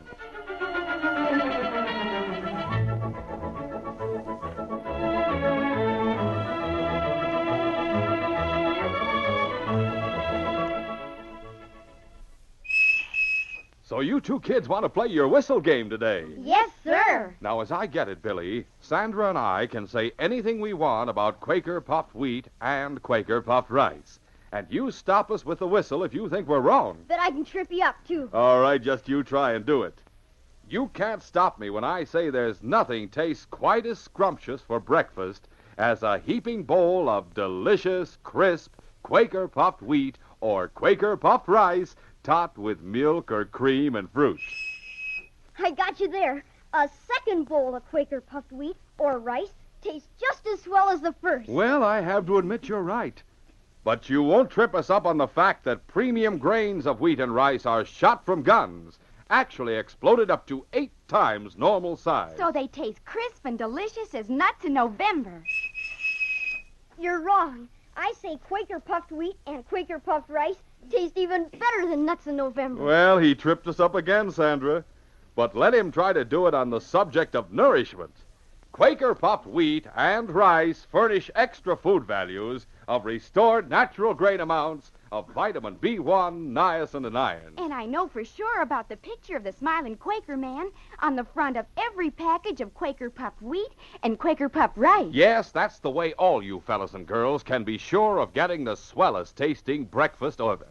The one and only Quaker puffed wheat and Quaker puffed rice. They're never sold in bags or bulk. So always remember to buy the big red and blue packages with the picture of the smiling Quaker man on the front. He's your guarantee that you're getting the one and only Quaker puffed wheat and Quaker puffed rice. Shot from guns.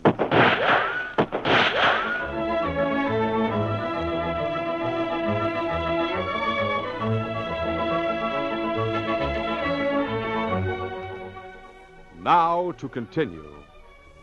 A sinister blackmailer named Frank Latrobe had been found murdered in his hotel room. On the wall beside the body, the name Edmund Grant had been scrawled, apparently by the dying man. At the sight of the damning evidence, Ed Grant exclaimed in despair. Sergeant, surely you don't believe I killed him. I haven't arrived at any conclusions yet, Ed. However, you certainly had a motive for killing Latrobe. There's no doubt that he's guilty, Sergeant. Latrobe certainly knew who his own murderer was. He wouldn't have written Ed Grant's name on the wall if Grant wasn't the one who stabbed him. Probably not. But how do we know the name was written by Latrobe? The murderer could have written it himself. Well, maybe so. How long's Latrobe been dead, Doctor? Not very long, Sergeant. Probably not more than half an hour or so. The knife went right through his heart. Through his heart. In that case, he must have died instantly, didn't he? That's right, Sergeant. Then he couldn't have written that name on the wall. In other words, someone tried to frame me. I told you I didn't kill him, Sergeant. How many people knew that Latrobe had been blackmailing you, Ed? Well, I've just told 2 people beside you, Sergeant. Who are they? Well, one is Marion and... You said you told her this morning, didn't you? That's right. Did the 2 of you come straight to headquarters after you told her? Of course. Who's the other person you told? My partner, Hal Bishop. How long has he been in on the secret? Oh, he's known for a long time. Ever since we first became partners. Would he have any motive for framing you? Oh, Hal? He's got no motive at all. If that's true, there's only one alternative. What's that? Latrobe must have had an accomplice who was in on the blackmail plot. You mean the accomplice killed him? It's the only possible explanation if you and Hal Bishop are innocent. Your fiancée couldn't have killed him, and no one else knew you were involved with Latrobe. Yes, it certainly adds up. Clint, how long has Latrobe been staying here at the hotel? Well, not very long. I think he just checked in day before yesterday. Anyone come with him? Well, now let me see. Yes, by golly, there was someone with him, a fellow named Karnak. Karnak? Oh. Yeah, that's right. He took a separate room. Is he still here at the hotel? He hasn't checked out, if that's what you mean. What's his room number? He's downstairs in 210. Come on, Ed. We'll pay a call on Mr. Karnak. Should be quite an experience meeting a man you shot to death 2 years ago. With the hotel manager leading the way, Sergeant Preston and Ed Grant went downstairs to Karnak's room. This is it right here, 210.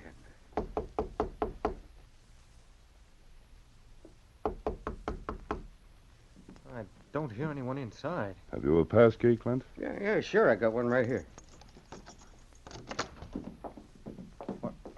The room's empty. What does Karnak look like? Well, he's a big, heavy-set fellow with a dark beard. His nose is sort of crooked. Looks as though it might have been broken sometime or other. That's him, all right. Ed, I'm fairly certain you didn't kill Latrobe, but you'd better stay in town until his case is cleared up. Suppose you go back to headquarters and wait there for the time being. All right, Sergeant. Anything you say. In the meantime, King and I will try to locate Karnak. Later that same afternoon, a bearded man traveling by dog sled halted his team in front of the cabin shared by Ed Grant and Hal Bishop. Oh, there.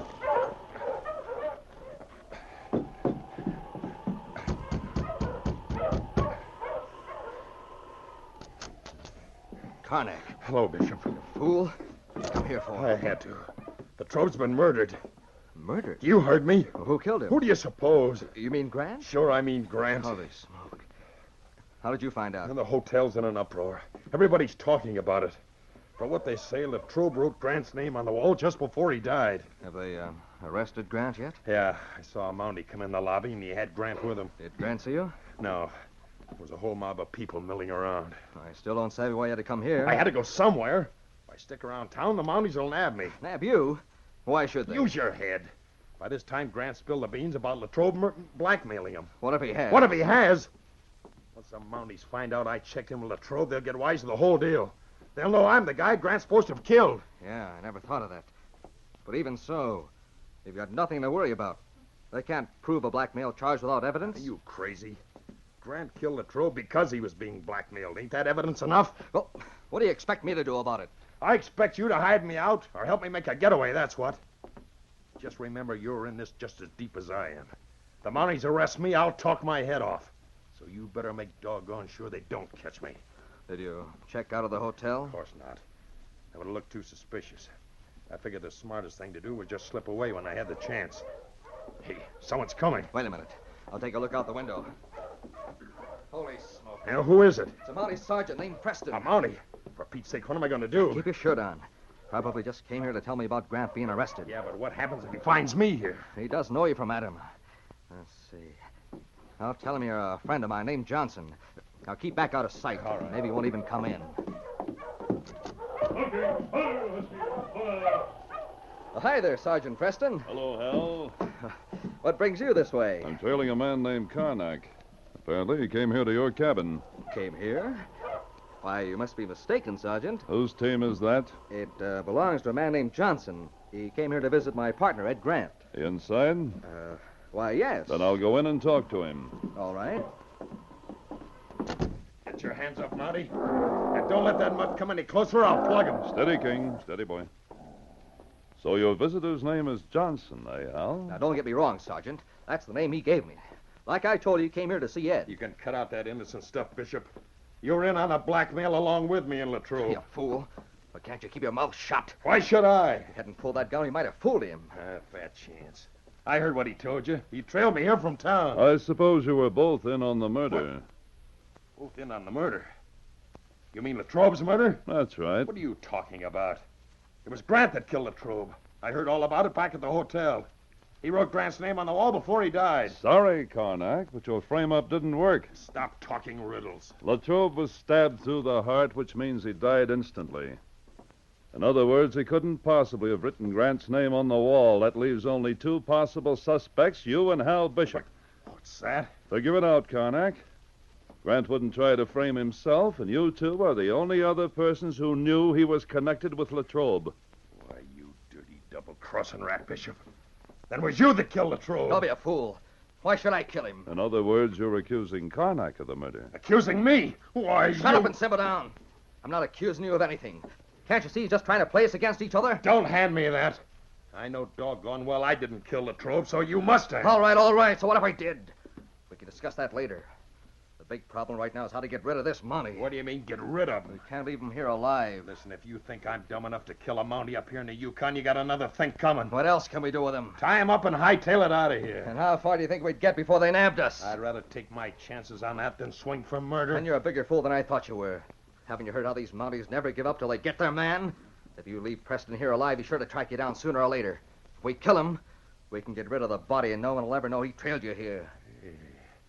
Maybe you're right at that. Sure, I'm right. What's more, if you help me do away with Preston, I'll pay you $5,000. $5,000?